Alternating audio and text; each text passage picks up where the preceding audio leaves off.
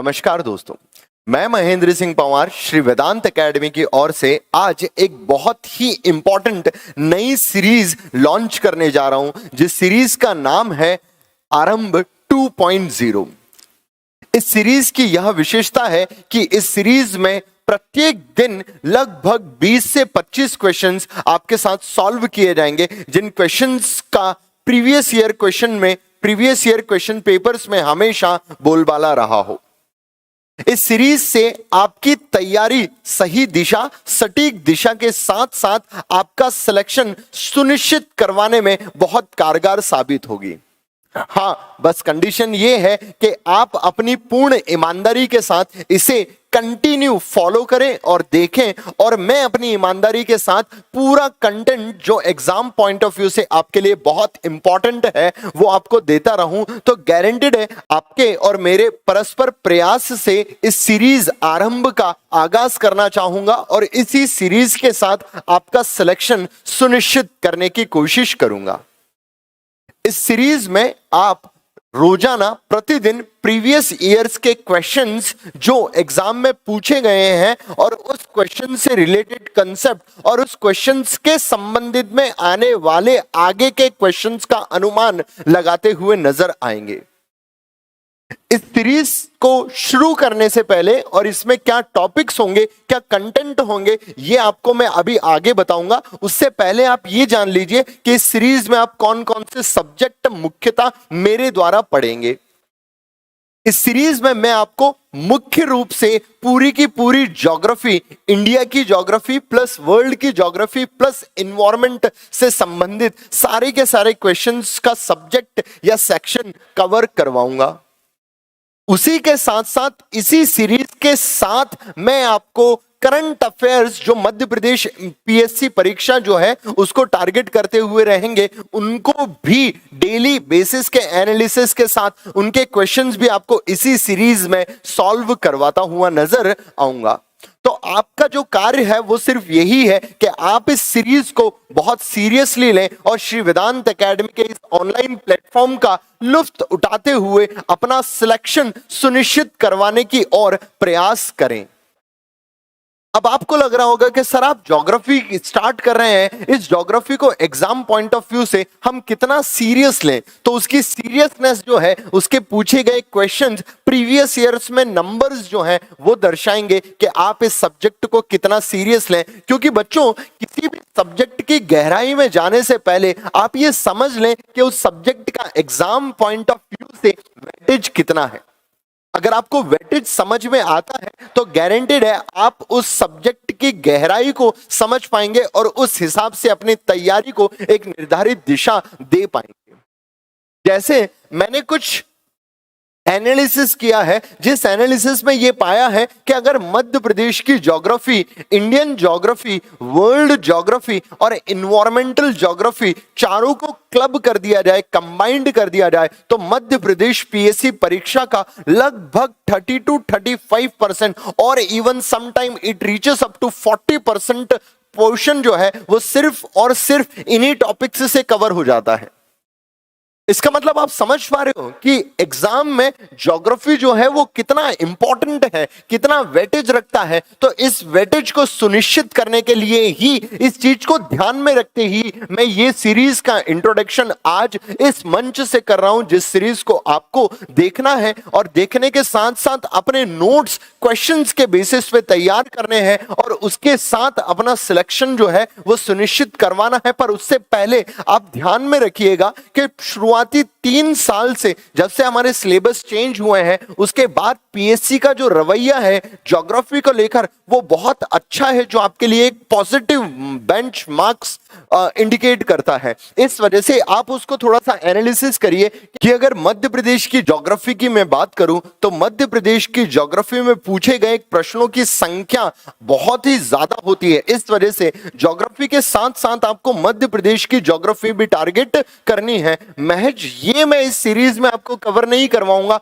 हाँ, पर कुछ फैक्चुअल पॉइंट्स जो मध्य प्रदेश की ज्योग्राफी के हैं जो बहुत ही इंपॉर्टेंट है, हो सकता है उन्हें हम क्वेश्चंस डिस्कस करते समय डिस्कस कर लें। मेरा मेन टारगेट जो होगा वो होगा वर्ल्ड ज्योग्राफी, इंडियन ज्योग्राफी और environmental geography.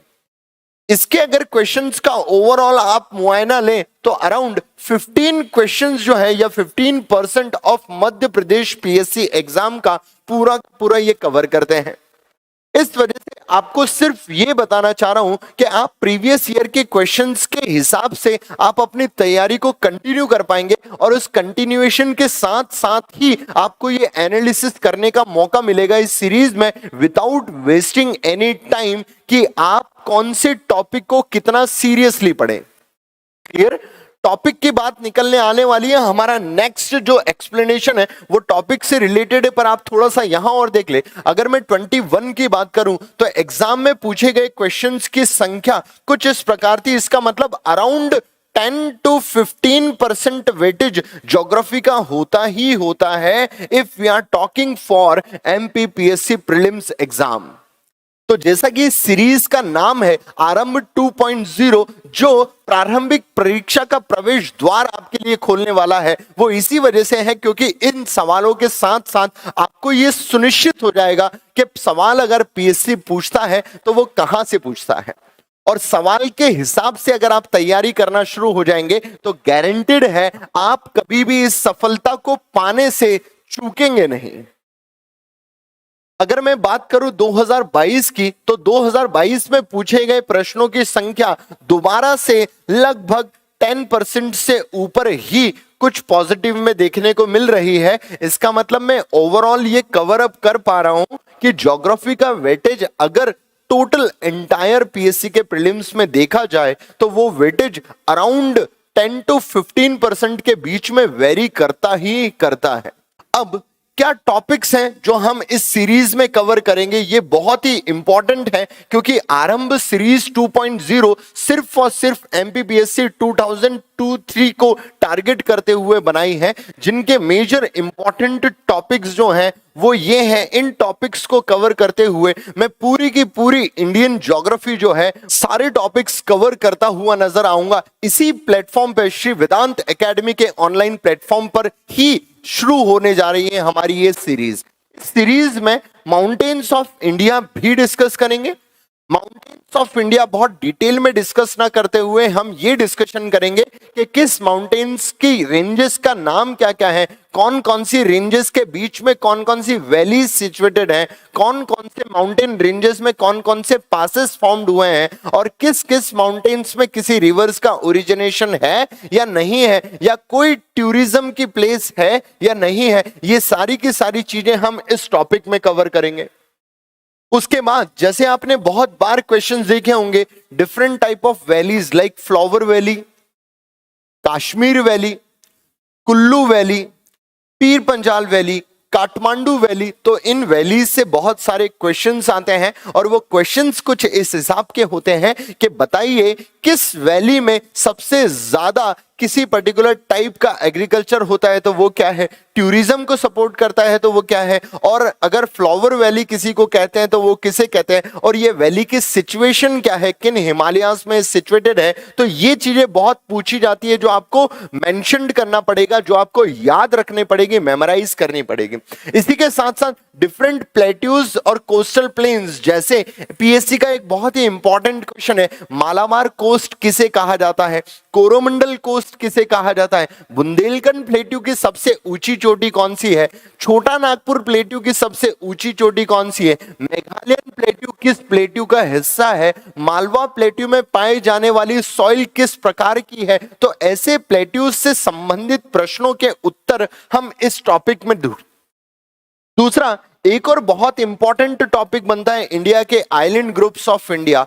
Island groups of India में बहुत ज्यादा मात्रा में ये चीजें पूछी गई हैं कि कौन से आइलैंड का कोई स्पेसिफिक फीचर है, जैसे इंडिया का एक्टिव वॉल्केनिक इरप्शन किस आइलैंड के आसपास देखने को मिलता है, इंडिया में different type of volcanic island कहां कहां पर सिचुएटेड है, इंडिया के आइलैंड ग्रुप की कोई एबोरिजिनल ट्राइब जो है का नाम क्या है। ऐसे प्रश्न आइलैंड से संबंधित होते हैं और उन संबंधित प्रश्नों को सॉल्व हम इस टॉपिक में करेंगे। शायद आपने देखा होगा कि इस टॉपिक से हर साल कोई ना कोई क्वेश्चन फंसता ही फंसता है। अगर मैं आपको 20 टॉपिक्स यहां पर लिख रहा हूं तो बच्चों 100% आप इस चीज की गठान मान लीजिएगा कि गारंटेड है इन टॉपिक्स से लगभग आपके पास 10 क्वेश्चन, 8 क्वेश्चन, 9 क्वेश्चंस तो फंसने ही फंसने वाले हैं। और उन क्वेश्चंस को चिन्हित करने के लिए हमें इन टॉपिक्स की गहराई में थोड़ा सा जाना पड़ेगा। और इस प्लेटफॉर्म पर, इस सीरीज में आपका वेस्ट ऑफ टाइम 0% रहेगा। ये इसलिए कह रहा हूं क्योंकि हम सिर्फ और सिर्फ प्रीवियस ईयर क्वेश्चंस और माइनर टॉपिक्स जो हैं या माइनर कंसेप्ट जो हैं उसके पीछे का सिर्फ वही डिस्कस करेंगे और कोई भी दूसरा काम हम इस सीरीज में नहीं करेंगे। इस वजह से टू द पॉइंट, सटीक, which is required for your selection. ठीक है, देखिए दूसरा, ड्रेनेज ऑफ गंगा जो है, ड्रेनेज ऑफ गंगा से बहुत सारे क्वेश्चन आते हैं, जैसे कि गंगा का जन्म कहां हुआ। गंगा के ऊपर 5 प्रयाग है, पंच प्रयाग कौन कौन से हैं। गंगा इलाहाबाद में कोई बड़ा इफेक्ट और इंपैक्ट डालती है तो वो क्या है। गंगा किस समय अपनी लेफ्ट बैंक ट्रिब्यूटरी से आखिरी बार मिलती है। गंगा अपने आखिरी बार इस राज्य में, इंडिया के राज्य में बहती हुई बांग्लादेश में एंटर होती है। तो ऐसे सवाल जो हैं वो बहुत सारे पूछे जाते हैं इस टॉपिक में, उनको हम कवर यहां करेंगे। ऐसे ही सिमिलरली हम इंडस, ब्रह्मपुत्र प्लस दक्षिण भारत की सारी रिवर्स के बारे में भी चर्चा करेंगे। यही बच्चों एक और इंपॉर्टेंट चीज जो आपके सामने आती है वो ये आती है कि कौन सी नदी के किनारे कोई मुख्य शहर बसा हुआ है या नहीं बसा हुआ है। अब बहुत सारे शहर हैं जो आप लोगों को लगता होगा कि मुख्य है, पर कोई न्यूज में रहा हो, किसी नदी के कारण उसमें कोई इंपॉर्टेंट इफेक्ट आया हो, तो वो शहर उस नदी के किनारे पर बसा हुआ इंपॉर्टेंट शहर हो जाएगा। तो इन बारों में भी हम चर्चा करेंगे इस पर्टिकुलर टॉपिक में। एक और इंपॉर्टेंट टॉपिक से रिवर्स से संबंधित कि कौन कौन सी कैनाल्स किस रिवर्स से निकाली गई हैं, किस रिवर्स पे कहां पर कौन सा डैम बना हुआ है। जैसे नागार्जुन सागर है, जैसे आलामाटी है, जैसे हीराकुंड डैम है, जैसे रिहान डैम है, जैसे टिहरी डैम है। अलग अलग जगहों पर अलग अलग मल्टीपर्पस प्रोजेक्ट्स हैं और अलग अलग मल्टीपर्पस प्रोजेक्ट का अलग अलग काम है और अलग अलग काम के साथ उनकी कुछ मुख्य विशेषताएं भी हैं। तो ये सारी की सारी चीजें एक ही जगह आपको मिलेंगी इस टॉपिक में। बहुत बार बच्चों के सामने एक क्वेश्चन आता है कि सर इंडिया का सबसे ऊंचा वाटरफॉल कौन सा है, क्या जौग वाटरफॉल है। पर जब आप गूगल करते हैं तो आपको उसकी हाइट में बहुत सारे वेरिएशंस देखने को मिलते हैं, वो तो कहीं 9वें या 10वें नंबर पर आ जाता है। क्या कर्नाटका का कोई प्रसिद्ध वाटरफॉल है जो इंडिया का सबसे ऊंचा वाटरफॉल है। तो वो चीजें भी समझने के लिए आपको ये सीरीज का ये टॉपिक देखना पड़ेगा जो अपन इस सीरीज के एंड होने से पहले डिस्कस करेंगे। इसी सीरीज में आपके पास इंडियन सॉइल प्लस मृदा के बारे में पूरा डिस्कशन होगा।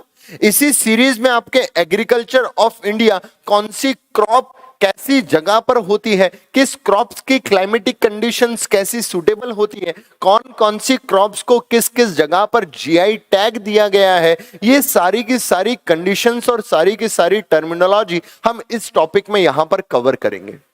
उसी के साथ साथ मिनरल्स ऑफ इंडिया बहुत इंपॉर्टेंट टॉपिक है, क्योंकि अभी जो भी चंद्रयान 3 भेजा गया है उसमें भी बहुत सारे मिनरल्स हमें मिले हैं। तो हो सकता है मिनरल बेस्ड क्वेश्चन एग्जाम में पूछे जाए, क्योंकि मिनरल्स ही किसी भी इंडस्ट्री, किसी भी इंडिया इकोनॉमी का, डेवलपिंग इकोनॉमी का बैकबोन होता है।